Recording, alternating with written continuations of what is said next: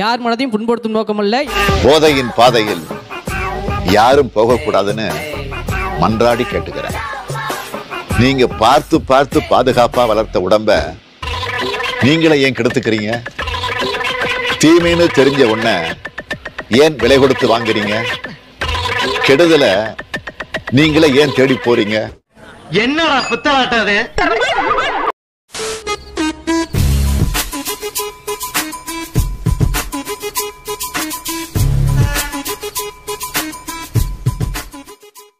என பாட்டு பாடி கொண்டிருந்தான். அதற்கு எவ்வளவு பணம் வாங்கினான்? இவன்டா. ஆமாடா இவன்டா. எவன்டா சொல்லுவீங்களா?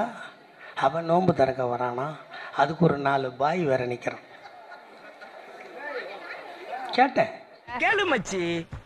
நான் கேட்டேன், ஏன் பாய் இது நியாயமானு கேட்டான். அவன் சொல்றான், எல்லா இடத்துலையும் நாங்கள் 4 பேர் இருப்போம், யார் நல்லது, இதுக்கு எச்சஸ் ஒரு துள்ளாண்டான்னு.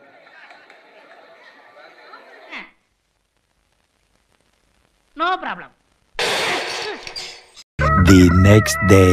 வணக்கம், நான் சிவாஜி கிருஷ்ணமூர்த்தி, திமுக பேச்சாளர் பேசுகிறேன். நீ வருவேன்னு எனக்கு தெரியும். நேற்றைக்கு முன்தினம் ராயபுரம் மேற்கு பகுதியில் நடந்த பொதுக்கூட்டத்தில் கலைஞர் அவர்கள் இஸ்லாமிய மக்களுக்கும் இஸ்லாமிய சொந்தங்களுக்கும் என்னென்ன சாதனைகளை, நன்மைகளை, உதவிகளை செய்திருக்கிறார் என்று பட்டியலிடும் போது, இல்லையா அதெல்லாம் இல்லையே. இல்லையா இருக்குடா எங்கடா இருக்கு? முஸ்லிம் மக்களை எப்படியெல்லாம் ஏமாற்றி அவர்களால் எனக்கு ஆபத்து இருக்கிறது என்று சொல்லி பாதுகாப்பு கேட்ட விஜய் அவர்களை தோலுரித்து காட்டுகின்ற முகமாக நான் பேசுகின்ற போது, இந்த இவனுக்கு ஒரு சீட் எடுத்து பாருங்க ஐயா, வெறும் பொய்யா சொல்லிக்கிட்டு தெரியலாம். முஸ்லிம் மக்களை ஏதோ நான் இழிவுபடுத்தி விட்டதாக கருதி கொள்கிறார்கள். அதை சில பேர் இட்டுக்கட்டி பரப்புரை செய்கிறார்கள். ஏன்னா உன் பிரச்சனை உனக்கு நல்ல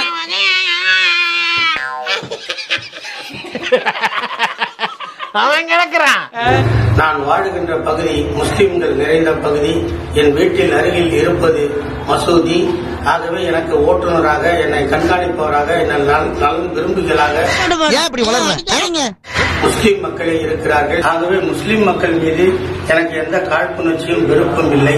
ஆதங்கத்தில் கேட்டேனே தவிர அதில் வார்த்தை தடுமாறி இருந்தால் அதற்காக என் வருத்தத்தை பதிவு செய்கிறேன். வாழ வேண்டும் ஐயா, வாழ வேண்டும். அடச்சி படுத்தே விட்டான் ஐயா. வாருங்கள் போவோம். இது என்ன பிரமாதம்? இது விட பெசலைட் ஒண்ணு இருக்கு. கூவுடா. டாஸ்மாக் முறைகேடு தொடர்பாக தவறு செய்தவர்கள் மீது உரிய நடவடிக்கை எடுக்க வேண்டும் என்று தவிக தலைவர் விஜய் வலியுறுத்தியிருக்கிறார். ஏன் மறுபடியும் வந்து அடிக்கிற? ஏன்டா மறுபடியும் முடிக்கிற? டாஸ்மாக் முறைகேட்டில் தவறு செய்தவர்கள் மீது உரிய நடவடிக்கை எடுக்க வேண்டும் என்று தமிழக வெற்றிக் கழக தலைவர் விஜய் வலியுறுத்தியிருக்கிறார். இவன் வேற என்னை ரொம்ப டார்ச்சர் பண்றான்டா. மேலும் டாஸ்மாக் முறைகேடு மற்றும் மோசடிகள் குறித்து நியாயமாக விசாரணை நடத்த வேண்டும் என்றும் அவர் வலியுறுத்தியிருக்கிறார். இது ஆரம்பம். இந்த மேட்டர் முடிஞ்சா என்ன பண்றான்னு பாருங்க. என்ன தங்க பண்ண போறீங்க? பார்த்தா அழுதுருவீங்க. அழுதுருவனா? பல்வேறு மாவட்டங்களில் உள்ள டாஸ்மார்க் அலுவலகங்கள் மற்றும் டாஸ்மார்க் தொடர்புடைய பல்வேறு நிறுவனங்கள், நபர்களின் தொடர்புடைய இடங்களில் கடந்த 6ஆம் தேதி அன்று அமலாக்கத்துறையால் சோதனை நடத்தப்பட்டது. 500 ஒரு 10, 100 ஒரு 20, 50 ஒரு 20. அவனை மாட்டாடா என் பம்பர கட்ட மண்டையா. அச்சோதனை முடிவாக அமலாக்கத்துறை அறிக்கை ஒன்றை வெளியிட்டுள்ளது.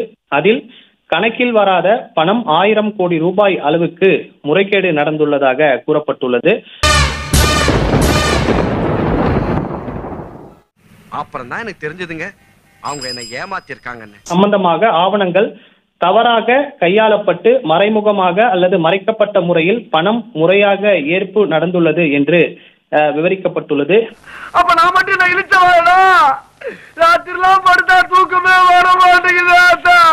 இதை வைத்து பார்க்கும்போது முறைகேடு செய்வதில் பெரும் அனுபவம் வாய்ந்த, கைகோர்த்த மற்றும் நுட்ப மூளைகளை மட்டுமே இவ்வளவு பெரிய முறைகேடு நடந்துள்ளதாக அர்த்தம் தெரிகிறது என தமிழக வெற்றிக் கழக தலைவர் விஜய் தெரிவித்திருக்கிறார். நாதாரித்தனம் பண்ணாலும் நாசுக்கா பண்ணணும்டா. ஆனா நம்ம பண்றது 4 பேருக்கு புரியப்படாது, தெரியப்படாது.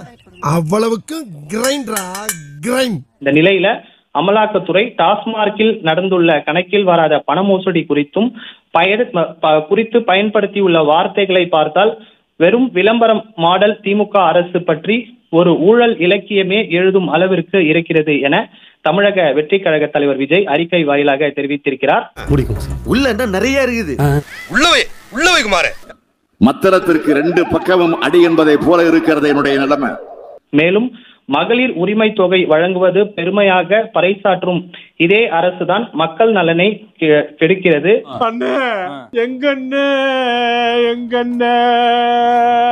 உட்கார்ந்துருக்காங்க, போய் கரெக்ட் பண்ணிக்க அந்த கொட்டகையில.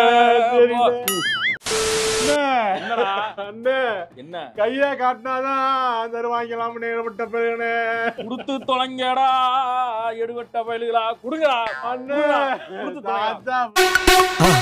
மறக்காம சர்ப்ரைஸ் பண்ணுங்க. தேங்க்யூ.